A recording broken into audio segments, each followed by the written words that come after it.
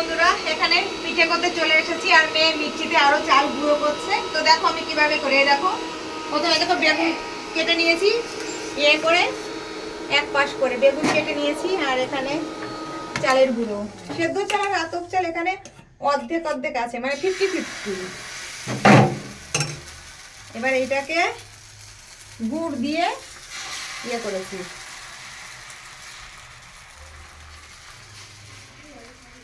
ব্যাস, নারকেলের কেউ মানে খেতে চায় না, সবাই বলে কি যে গ্যাস হয়, সেই কারণে আমি আজকে নারকেল দিয়ে করব না।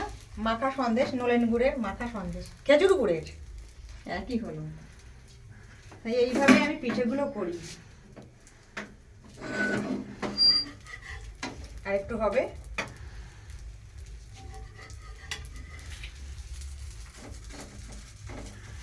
একটু পেকে নিক আর একটু।